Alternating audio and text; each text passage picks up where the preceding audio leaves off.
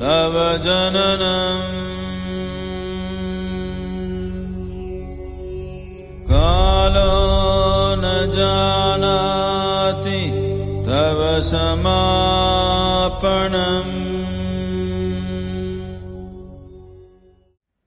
When it comes to these aspects of life, terminology is not a question of semantics. When you say, I'm a confused soul, a soul cannot be confused. You are a confused mind. Why is it so important to correct this? Because if you do not understand the distinction between one thing and the other, suppose you go to your doctor because you have a cardiac problem and you say, Doctor, my liver is giving me trouble. He will attend to something else, you know, isn't it? So it's very important. It is not a question of semantics, it's just not just a question of splitting hair. It's just like this. You have a heart problem but you go to a liver doctor. This is not going to be a solution, there's going to be more problems because anyway, once you go to him, he has to conduct a surgery upon your liver, whether you have liver problem or not. That's part of the business, okay. So it's very important, your soul cannot be confused. And first of all, do not talk about a soul because it's not come into your experience.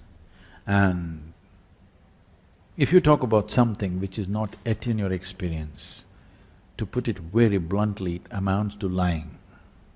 So this is the first thing you must do, you must stop lying.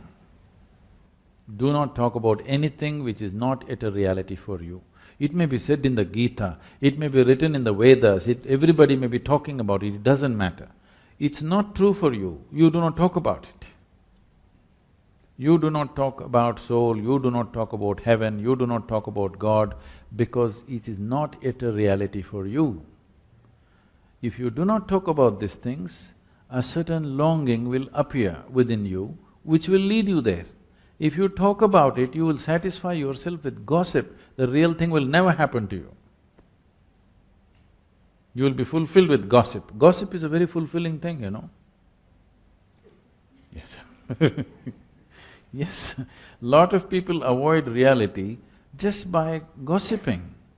Whole lot of people avoid reality just by watching a cinema. Cinema is somebody's gossip, isn't it? Somebody's story.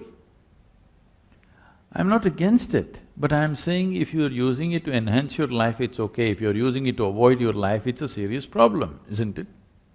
And a lot of people are using it to avoid life. You know, you don't have to do anything in your life, you go just sit in a dark room, buy a bucket of popcorn. Somebody will love, somebody will fight, somebody will live, somebody will do everything. You just have to eat popcorn and it happens. You can cry, you can laugh and you can come out and it's done. And they tell you when it's ended.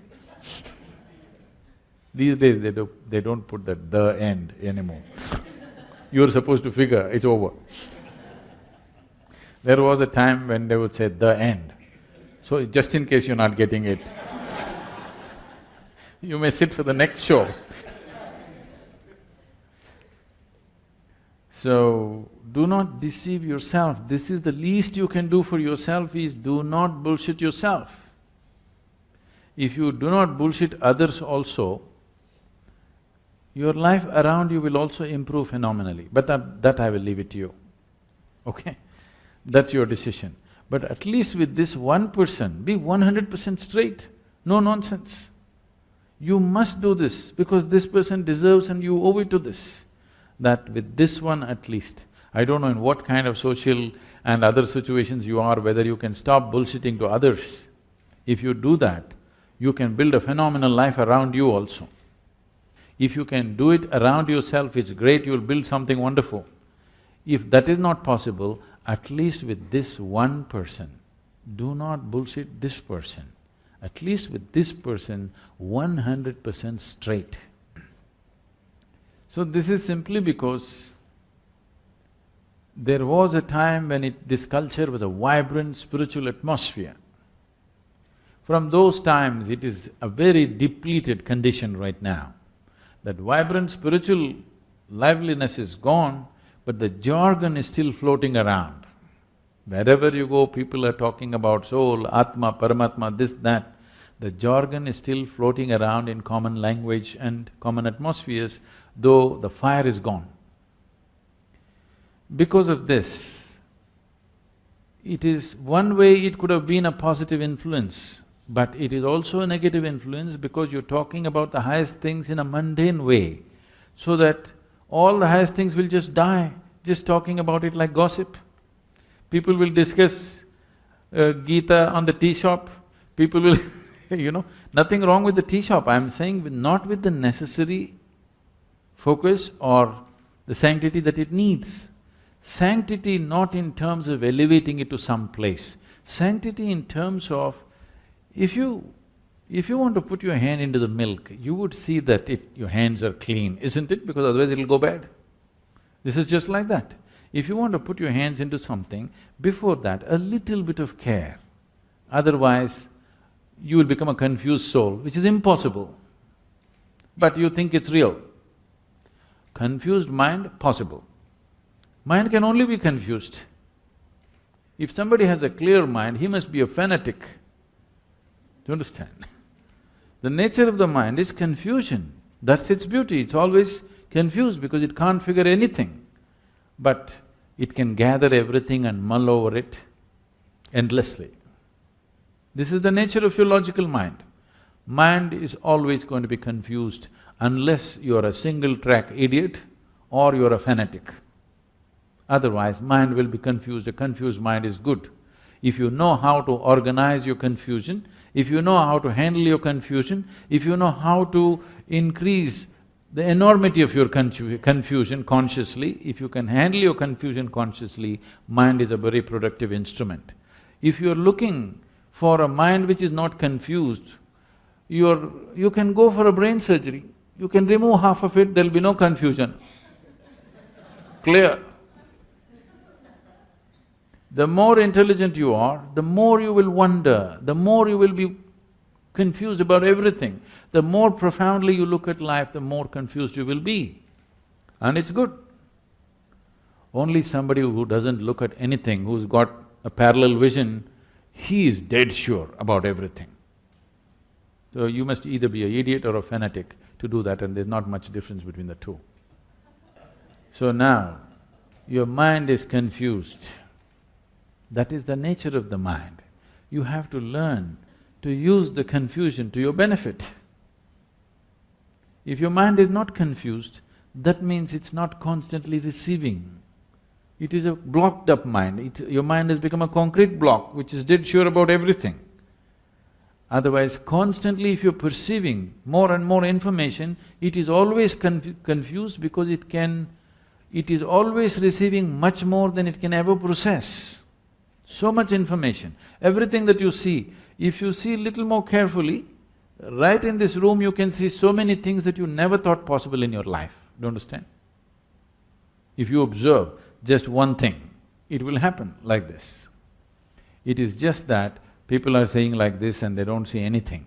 If they pay enough attention to any one thing, you will see a simple ant can keep your focus on for the rest of your life, it has so much in it.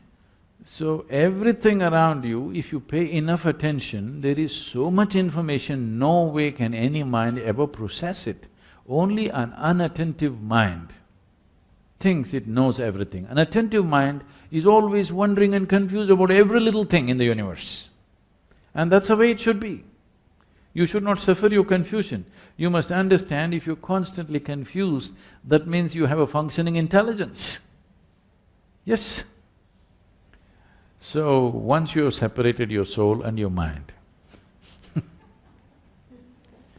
a non-existent soul in your experience, the mind is receiving too many things from every direction, all the time, endlessly, in wakefulness and sleep. The five senses are always perceiving endlessly. Most people are not alert to it, so their life becomes stagnant and boring. Confusion means there is still a possibility.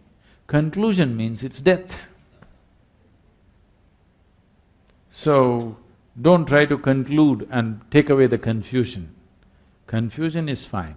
Right now, do not imagine things which are not true. Confusion is because never in the history of humanity anybody ever figured the nature of creation, nature of life in their mind. You can become life and know life. You can never figure life, just understand this.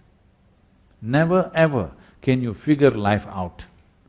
But if you become an absolute piece of life, you will know life for what it is.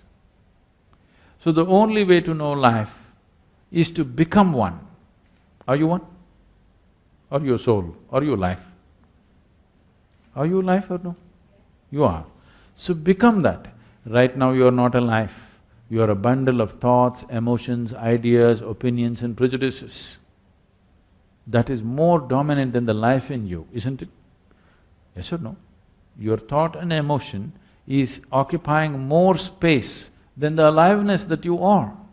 So you are not experiencing yourself as a piece of life, you are experiencing yourself as a bundle of thought and emotion and whatever else. This is a wrong perception. Because you're alive, you may think. You understand? Not because you think that you exist. Because you're alive, you may think if you wish. But right now, the thought process has become so compulsive that people think that is more dominant or is predominant to life. It is not so. It does not… your thought does not exist before life. Because you're alive, you may think.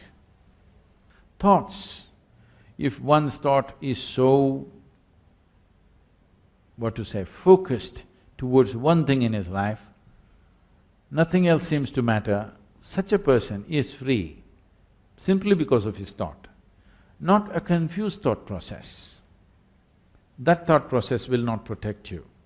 But if one's thought is like this, that it is absolutely connected to one thing and one thing only, a focused thought, such a thought can give you a lot of protection and a lot of purpose and a lot of capability. That's a different thing.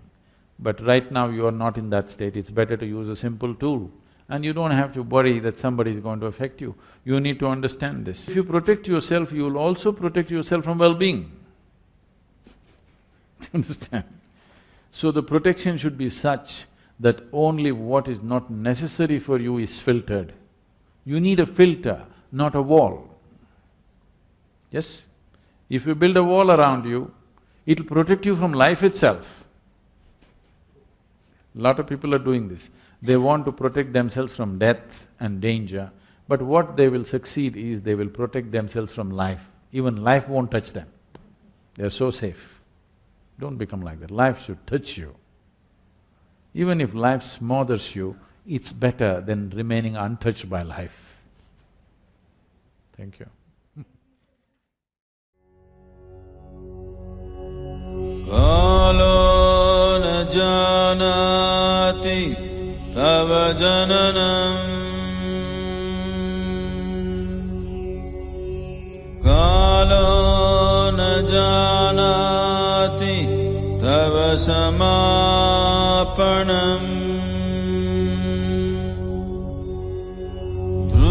Drushto maya tava mahakaraha yogeshwara kalaka